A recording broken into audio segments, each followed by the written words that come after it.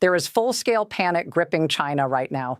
President Xi Jinping has just watched the military he spent decades constructing receive the most brutal and humiliating wake-up call imaginable. He never saw this coming.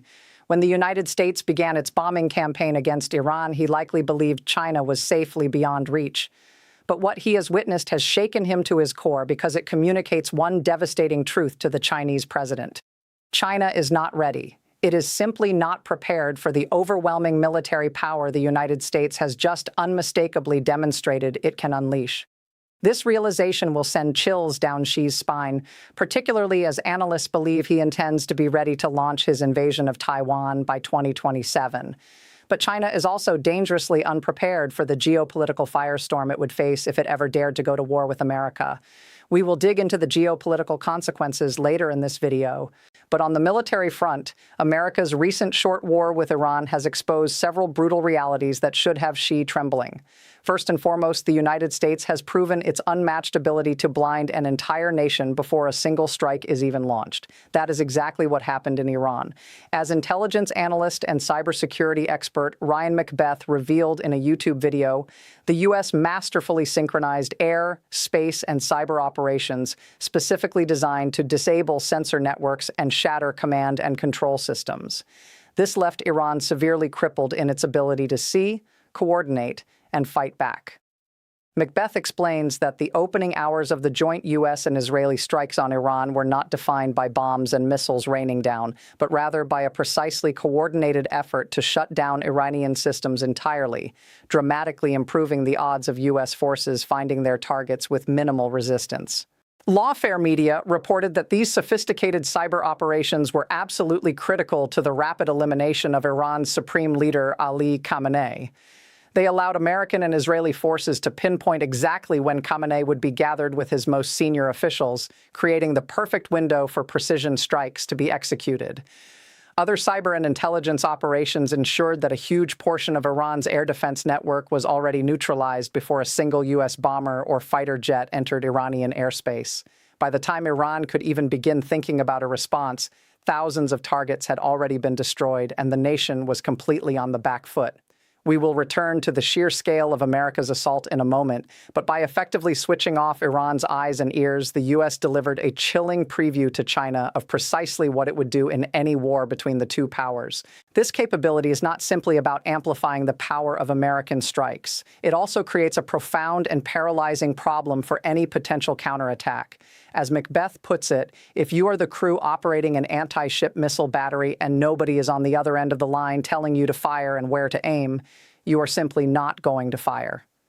And that is the most critical lesson Xi must take away from what America did in Iran. You can painstakingly build one of the most formidable missile arsenals on the planet, as China is widely believed to have done. On the intercontinental ballistic missile front alone, Newsweek reports that China possesses 550 launchers and approximately 400 missiles. But none of that matters in the slightest if your command and control systems are so thoroughly destroyed that operators at launch sites and military facilities across China cannot communicate with senior leadership. This is devastating news for Xi in any confrontation with the United States. It becomes even more catastrophic once you factor Taiwan into the equation, Xi's most likely target. As Macbeth clarifies, China's strategy for Taiwan is less about landing troops on beaches, although that would certainly be attempted. The core plan involves saturating Taiwan with relentless missile bombardments, and for that to work, command and control must function without any interruption whatsoever. The U.S. proved in Iran that it can completely dismantle such systems before the real offensive even begins. This is a brutal awakening for Xi. Now, we just mentioned targets, and that brings us to the second major crisis Xi faces after watching America operate in Iran. With Iran's eyes and ears disabled, the United States simply overwhelmed the country's entire military infrastructure. America demonstrated an unprecedented capacity to scale up its opening night strikes to such a massive degree that it hit approximately 1,000 targets in the very first wave. After nearly a week of fighting, Breaking Defense reported that the U.S. had conducted over 3,000 strikes against Iran, destroying 43 of its ships in the process. Beyond the command and control centers already discussed, the U.S. methodically hammered Iranian drone and missile manufacturing facilities and launch sites to the point where, according to some sources, Iran's drone launches have collapsed by 83% and its ballistic missile attacks are down a staggering 90% compared to Iran's initial attempts to retaliate. This sheer scale sends an unmistakable message to anyone who might consider challenging the United States in the future. As Macbeth vividly describes it, instead of a hurricane followed by a tidal wave like Operation Desert Storm, America gives the adversary 1,000 tornadoes on the first night. And he is absolutely right. The U.S. has showcased its unrivaled ability to coordinate jets and bombers with its space, cyber, and naval assets. A display of battle-tested capability that China simply does not possess. Xi may harbor delusions that China could replicate something similar, but China's enormous military has never been truly tested in the modern era. The U.S. has left no doubt about what it can do in Iran, and that means Xi now fully understands that America could unleash the exact same devastation on China if he is reckless enough to launch a Taiwan invasion that draws American involvement. There is much more ground to cover as we move through this video. Next on the list are America's long-range stealth capabilities. Although the United States is now applying a sledgehammer approach, pounding Iran with its older non-stealth bombers, the opening hours of the war saw the deployment of its formidable B-2 Spirit stealth bombers. These aircraft carried out surgical strikes directly under the nose of Iran's air defenses, which is impressive enough on its own. However, it is the extraordinary range of this stealth assault that will have truly seized Xi's attention.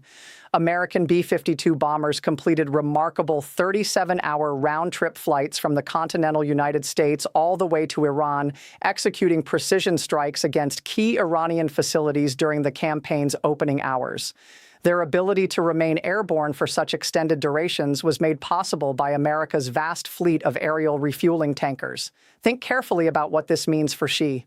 He now knows that U.S. pilots are trained to such an elite standard that they can fly for roughly a day and a half without stopping, still execute their strikes with flawless precision, and then return home safely. The idea of China being out of range simply does not apply here. If the United States decides to strike China, as it very well might in the event of a Taiwan invasion, there is virtually nothing China can do to counter the B-2s beyond desperately hoping its air defenses, already compromised by America's strategy of blinding China's sensors and communication networks, could somehow manage to engage them.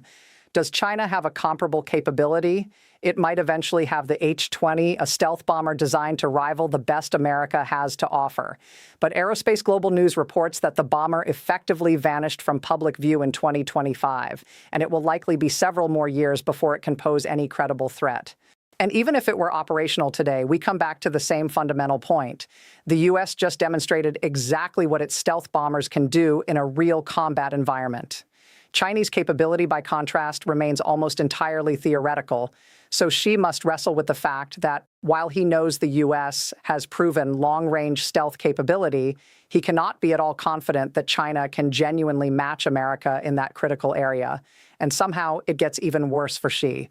Up to this point, we have focused on how the United States has repeatedly demonstrated its military dominance, striking thousands of targets in just days, deploying long-range stealth aircraft, and dismantling an opponent's entire command and communication structure. But there is a far more existential threat that Iran's experience presents to Xi, something we briefly touched on earlier. Khamenei is dead. That single fact fundamentally transforms how Xi must think about any war that could potentially drag in U.S. involvement. And by the way, there is plenty more where this came from, so if you are finding value in the military show, make sure you subscribe to the channel.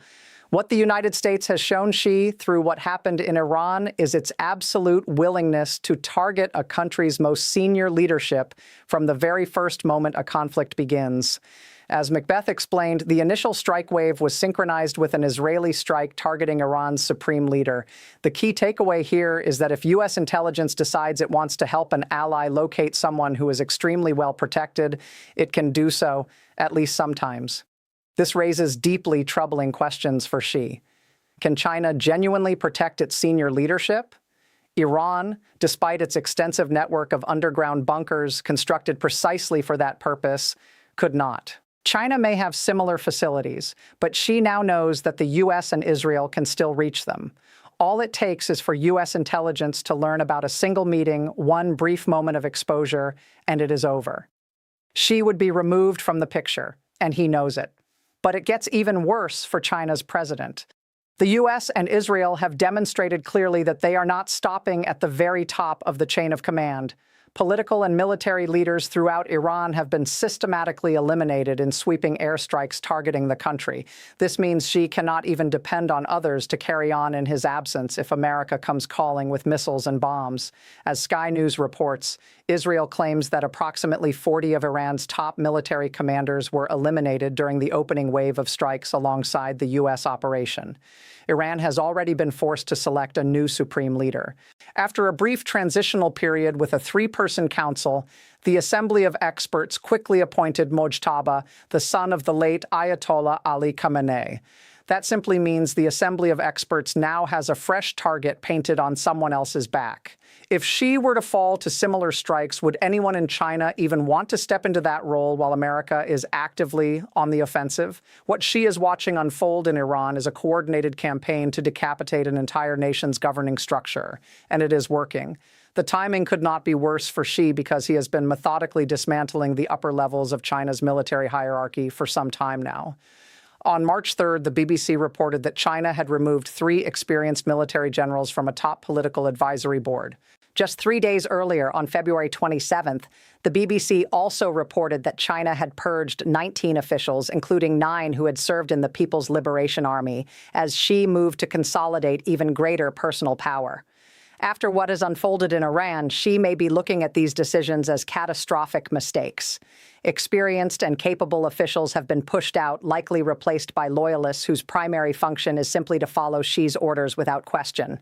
That works perfectly well for Xi while he is alive and firmly in control. But what happens the moment he is gone, courtesy of a precision U.S. strike into one of his bunkers? China's entire military and political structure could implode, much like what we are now witnessing happen in Iran. China does, however, have one significant advantage. Like Iran, China has built a missile-based strategy it intends to use to hold back the United States. And there is no question that China is substantially more powerful in this regard than Iran, having assembled enormous missile stockpiles in preparation for its planned Taiwan invasion, as well as for national defense. We mentioned China's ballistic missile inventories earlier. Iran itself had built massive stockpiles, with some Israeli analysts believing the country was on course to accumulate 8,000 ballistic missiles by 2027, before the U.S. and Israeli strikes began. Destroying command and control infrastructure has dramatically reduced Iran's ability to launch, but it has not eliminated that ability entirely. Xi will be counting on that fact to reinforce his own missile-based strategy. However, China will also need to aggressively defend its launch facilities, as the U.S. has shown a clear and consistent tendency to strike these sites. For Xi's ambition of invading Taiwan, this creates a very serious problem. Those Chinese ballistic missile sites will need surface-to-air missile protection. As Macbeth explains, that means fewer units available to deploy toward Taiwan to actually support the invasion. It also means those ballistic missile units become far less mobile. China would find itself painted into a corner, much like Iran was on the surface-to-air missile front. It needs to keep its launchers constantly on the move because every missile strike attempted produces a massive radar signature that can be used to target the launcher shortly afterward. The problem this creates for China is that its launchers would spend more time relocating than actually firing, which means Xi's missile capacity degrades even without the U.S. necessarily having to fire additional shots. The fear of instant retaliation would force China to abandon its original plans of overwhelming an adversary with massive missile barrages, replaced instead by less frequent, more cautious strikes and a great deal of movement. On top of all this, China presents an enormous number of targets to American forces. Beyond the 550 intercontinental ballistic missile launchers we mentioned, Business Insider reports that the Pentagon believes China has 300 medium-range ballistic missile launchers, 150 launchers for ground-launched cruise missiles, 250 launchers for short-range ballistic missiles, and 300 for intermediate-range ballistic missiles. Add those numbers together, and you reach a staggering total of 1,550 ballistic missile launchers. That represents an enormous target list for U.S. forces to work through. For China, having so many launchers does mean it would be able to sustain a missile-focused strategy longer than Iran could. However, that strategy would be continuously degraded as the U.S. has demonstrated it prefers to strike the archer rather than the arrows. In other words, as we said about command and control centers, missiles are worthless when the launchers needed to fire them have been destroyed. Add everything we have covered so far, and you are left with an enormous catalog of military problems staring Xi directly in the face as he watches what America is doing in Iran. China's president knows that any move that brings the United States into a conflict would subject his country to the same shock and awe style of warfare. And while China is in a far stronger position to absorb the initial impact of this strategy than Iran was, there is another dimension that should have Xi genuinely alarmed. Iran has inadvertently shown Xi that America's power-based approach to building global geopolitical influence has genuinely worked. In response to U.S. strikes on its territory, Iran has been lashing out at American bases and military-adjacent targets across the Gulf region. On March 8th, CNBC noted that Bahrain, Kuwait, the United Arab Emirates, and several other nations that Iran categorizes as U.S. allies have been struck with drones and missiles. This is a profound strategic miscalculation by Iran. It is attempting to intimidate these states even as its entire military infrastructure crumbles around it, and this approach may very well end up cementing U.S. alliances in the Gulf rather than fracturing them. Iran is effectively turning itself into a geopolitical cautionary tale by attempting to punish the U.S. through attacks on neighboring countries. Xi fully understands that China would find itself in a very similar isolated position if it went to war with the United States. As Macbeth explains, within just a few days of this conflict, more allies are beginning to recognize that Iran represents an existential threat to the Middle East, and China should pay very close attention to that. He points out that the U.S. military maintains bases in South Korea and Japan, along with rotational bases in Australia and the Philippines. Xi would almost certainly have to strike those bases in any attempt to degrade a U.S. counterattack should war ever materialize. But all that would accomplish is pulling those four powerful nations directly into the conflict, leaving China with an even more unwinnable situation. Picture all of this playing out as a direct consequence of Xi following through on his plan to invade Taiwan. What should be a military operation against a relatively small island would rapidly escalate into China simultaneously fighting Taiwan and the United States. And in trying to push back against America, China would only invite additional powerful nations into the war, all of whom would stand firmly against it. As for allies, Russia sits thousands of miles away and may well remember that China never directly backed it during the Ukraine invasion. Iran is already being rendered irrelevant as a military force, and China's strategy of building geopolitical influence through infrastructure investment simply will not be sufficient to convince smaller nations to plunge themselves into such a massive conflict. What we are seeing here are two fundamentally different geopolitical philosophies in direct opposition. The United States is built on military presence and hard power, as evidenced by the hundreds of installations it has constructed across the globe. According to Al Jazeera, the U.S. maintains around 750 bases spread across 80 countries. China, by contrast, has only one publicly acknowledged military base outside its own borders, located in Djibouti, which functions more as a logistics facility than a true military installation. China has instead focused on pouring hundreds of billions of dollars into helping developing nations build infrastructure. While this may be an effective, very long-term strategy, it will do very little for China in 2027 if it chooses to invade Taiwan and the United States intervenes. What China has created for itself is a situation where it gets boxed inside its own borders by a country that already has military assets positioned in key nations surrounding China. And just as we are seeing with Iran, those bases would inevitably become Chinese targets, which would only inflame the geopolitical situation further and produce a war that spirals completely out of Xi's control. Perhaps the diplomat captures it most accurately, writing on March 7th that having tracked China's regional partnerships over the past decade, researchers found that Beijing's influence consistently reaches its peak at signing ceremonies and then fades rapidly whenever genuine security risks emerge. Beijing has constructed a Middle East strategy built around influence without any real military presence, the publication reported. We are watching that stark reality play out in real time in Iran, as China is doing very little of substance to assist what is supposed to be one of its more significant strategic partners. What message does that send to the many countries far smaller and militarily weaker than Iran about what China would actually do for them if they were drawn into a conflict with the United States? It sends a deeply discouraging message, and it means that China's money-driven approach to influence pales in comparison to what America actually offers its allies. Security and reliable military backing are everything in a wartime scenario. China provides neither to its partners, and she knows it. What is unfolding in Iran has proven it beyond any reasonable doubt. China's inaction speaks far louder than any amount of investment money it distributes. Sooner or later, Macbeth says, China will find itself forced to strike a non-aligned nation in any war with the United States, just as Iran has been doing. And when that moment arrives, she will be forced to confront the inescapable reality that the United States has allies who will actually fight. China, by contrast, does not. With no one standing beside him outside his own borders, Xi is watching Iran unfold and seeing a vivid portrait of his own potential future if he picks a fight with America. An invasion of Taiwan would be precisely that fight, and the devastating wake-up call that Iran has delivered to China in little more than a week may just force Xi to completely rethink everything he has been planning for years. Xi knows the United States has a strategy that works. He also knows that America has a plan specifically designed to defeat China, as we reveal in our other video.